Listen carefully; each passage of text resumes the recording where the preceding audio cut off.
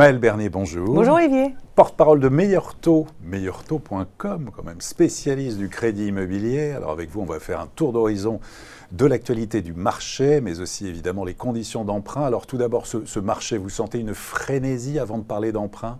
Les gens ont envie d'acheter de l'immobilier?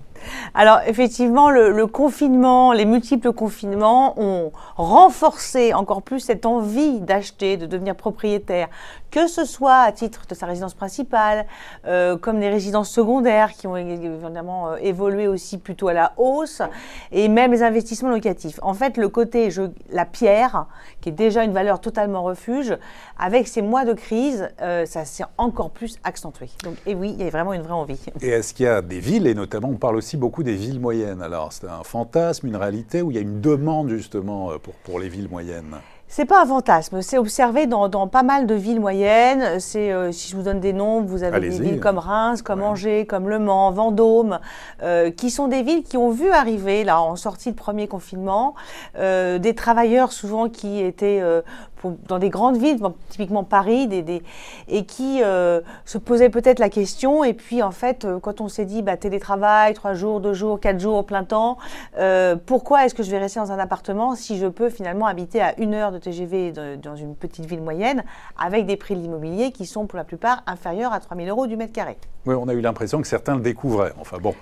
Oui, pour certains, oui, mais en tout cas... Mais il n'y a pas eu, pour l'instant en tout cas, d'exode urbain. Il y a un mouvement en tout cas qui est en marche, qui est long, ça prend du temps, peut-être 2-3 ans aussi. Il faut être d'accord en couple, il y a aussi les enfants, la scolarité, tout ça, ça prend du temps, mais voilà, donc aussi l'emploi.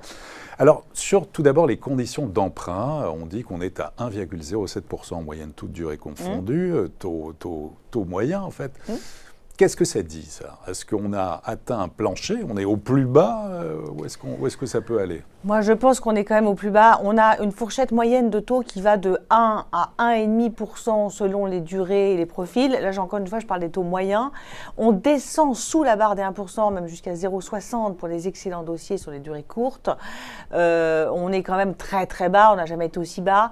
Je pense que là, on va s'engager vers un phénomène de stabilité. C'est vrai que tout début juin, on a eu quelques banques qui ont rehaussé leur barème, mais c'est plus un phénomène de vouloir un peu désengorger les back-office. C'était pour tester? Non, c'est un message qu'on envoie au marché en disant « j'en remonte de 0,10 parce que j'ai tellement de dossiers à traiter que effectivement vous m'en envoyez moins ». Et effectivement, nous courtiers, on peut jauger un peu ça. Donc c'est juste ça, c'est pas un mouvement de fond. Il y a quelques hausses, mais globalement, on est sur du stable et du stable extrêmement bas. Alors, il est difficile, on le sait, de se projeter, mais quand même, si vous deviez faire un pronostic, sur les taux, là, d'ici la fin de l'année, est-ce qu'il y a des hausses possibles ou pas? Vous dites, bon, on verra, on ne va pas prendre de risques. Je préférerais vous dire on verra. Si je veux m'engager un petit peu plus, je dirais qu'il faut quand même étudier ce qui va se passer à la rentrée de septembre, c'est-à-dire la manière dont l'activité économique reprend, dont l'emploi reprend, si on est vraiment sorti d'affaires avec ce vaccin ou est-ce qu'on va à nouveau vers quelque chose de compliqué, c'est pas espéré.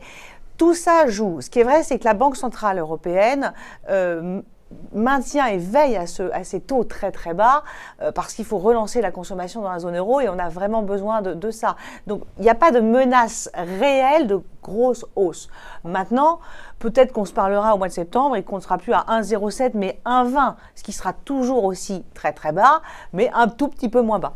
Il n'y aura pas donc de mouvement de panique, certains qui pourraient se dire comme à un moment donné, oh là là, c'est en train de remonter, il faut vite se précipiter pour acheter, comme il y a eu, on a connu ça, c'était il y a 2 ans, où il y a eu une petite panique très légère. Oui, en 2019, mais la vérité, c'est qu'aujourd'hui, il faut plutôt trouver son bien. C'est-à-dire qu'il y a effectivement, il y a des endroits où c'est compliqué. La maison avec jardin est au top de la demande, donc c'est plus compliqué de trouver un bien. On ne se précipite pas, on n'est pas, encore une fois, sur un mouvement haussier généralisé, donc pas de panique. Alors, les conditions maintenant d'emprunt. Qu'est-ce que réclament les banques maintenant, concrètement, qu'elles ne réclamaient pas, on va dire, l'année dernière? Qu'est-ce qui a changé? Alors, les banques, on leur a demandé d'être plus vigilantes, d'être plus regardantes. Donc, elles appliquent à la lettre ces consignes, à savoir... on leur demande de ne pas prêter à plus de 35% d'endettement mais on inclut l'assurance emprunteur dans ce calcul, donc ça fait quand même 2 postes à faire rentrer, et notamment l'assurance emprunteur qui peut être finalement plus coûteuse que les intérêts d'emprunt aujourd'hui. Très important, ça. Ouais, ça, il faut y penser. Ouais. Parce que beaucoup de gens se focalisent sur le 1% de taux et ne voient pas du tout l'assurance qui finalement leur coûte plus cher, puisqu'elle n'est pas amortissable. Donc, parenthèse, donc effectivement, les banques sont vigilantes là-dessus, sont vigilantes sur votre apport, sur votre si vous êtes capable de financer les frais annexes et même un petit peu plus, c'est mieux parce que ça veut dire que la banque s'engage sur la valeur du bien, mais à hauteur de 90 ou 95%. Apport, vous dites qu'il faut 20%. Je dis 10% minimum, c'est-à-dire que la banque ne prête pas au-delà de 100% de la valeur du bien, sauf très rare cas, on en trouvera toujours, mais c'est vraiment plus la majorité des dossiers. Contrairement à l'automne 2019 ou l'été 2019 où c'était très souvent. On va regarder évidemment la stabilité professionnelle, l'employabilité, si vous avez été au chômage partiel et si oui, combien de temps. Typiquement, le chômage partiel, le premier confinement où tout s'est arrêté, c'était normal. Les secteurs où ça a duré derrière, là, on est dans une position, on va dire, un peu optimiste parce qu'on rouvre, on vaccine, on voit que les avions redécollent, l'événementiel va peut-être revivre, on parle même d'ouverture des boîtes de nuit, donc c'est plutôt des très bonnes nouvelles. Donc si on reste là-dessus, les banques vont se détendre un peu sur l'emploi. Mais aujourd'hui, elles sont effectivement très vigilantes sur quels étaient vos revenus dans les 6-8 derniers mois et comment ça s'est passé dans votre budget. Et les primo-accédants, est-ce qu'il y en a beaucoup qui sont exclus du marché? Quels sont les retours que vous avez, notamment chez vous, à meilleur taux? Qu'est-ce qui se passe au niveau des demandes? Alors aujourd'hui, on a plus de la moitié des demandeurs qui sont des primo-accédants. J'ai regardé les dossiers qui sont transmis en banque, donc qui ont une valeur, une réponse positive d'une banque, ça représente également la moitié des dossiers. Donc c'est plutôt positif. Mais c'est vrai que quand on est primo-accédant, qu'on est en couple, mais qu'on est tous les deux en CDD, ce sera très compliqué. Donc évidemment, il y a aussi l'apport, ceux qui ont de côté ou où les parents donnent un petit peu de départ, ça peut aider.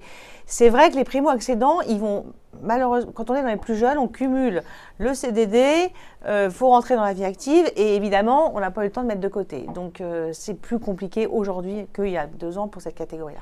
Alors, vos règles d'or à vous, Maëlle, justement, pour emprunter malin, là. Alors, quelles sont-elles? Est-ce qu'elles évoluent ou pas? Est-ce que c'est un peu toujours les mêmes ou pas? Non, alors moi, je dirais quand même qu'il y a vraiment ce sujet de l'assurance emprunteur, sur lequel il faut vraiment être très vigilant et en amont. Parce que entre quelqu'un qui a 30 ans en bonne santé et quelqu'un qui a plutôt 45-50 ans, qui peut encore être fumeur, par exemple, l'assurance ne va pas du tout coûter la même chose tous les mois, sauf que vous devez faire rentrer ça dans la même mensualité. Si vous empruntez 200 000, vous avez toujours un crédit qui attend. Donc, ça, il faut être très vigilant. Quelqu'un qui veut entamer des démarches d'accession à la propriété ou même d'acquisition, vraiment avoir ça en tête. On peut faire des économies énormes. On va varier du simple au quadruple selon les établissements. Donc, ça, il faut prendre en amont. Ensuite, il faut éviter à tout prix les découvertes dans les 6 mois. Alors, encore une fois, on est dans une situation exceptionnelle, mais une banque regarde la manière dont vous dépensez votre argent. S'il y a quelqu'un qui vous connaît par cœur, c'est votre banquier. Il sait où vous allez dépenser de l'argent. Ouais. Si vous sortez du restaurant à minuit avec une note salée, il le sait le lendemain matin. Personne d'autre autour de vous ne le sait. Donc, il y a effectivement une manière de gérer ses comptes en bon père de famille, prudente, et donc les banquiers préfèrent toujours les fourmis aux cigales. Donc, on se met un peu au clair. On évite les découvertes, on ferme tout ce qui est carte de crédit, revolving, qu'on peut avoir pris dans des grands magasins avec des taux pour le coup très élevés. Et puis, si on peut montrer qu'on s'est un peu épargné, on peut mettre de côté même 80 ou 50, 80 euros, parce que plein de gens ne peuvent pas mettre plus, c'est hyper rassurant pour une banque. Très bien. Et en conclusion, plutôt optimiste alors pour cette année 2021? En tout cas, là, on est au mois de juin. Écoutez, on est au mois de juin, on vaccine, on rouvre, on va se dire qu'on est plutôt optimiste et les taux vont rester bas. Très bien. Maëlle Bernier, merci beaucoup. Merci Olivier. Et à très bientôt pour une prochaine édition du Club Imo.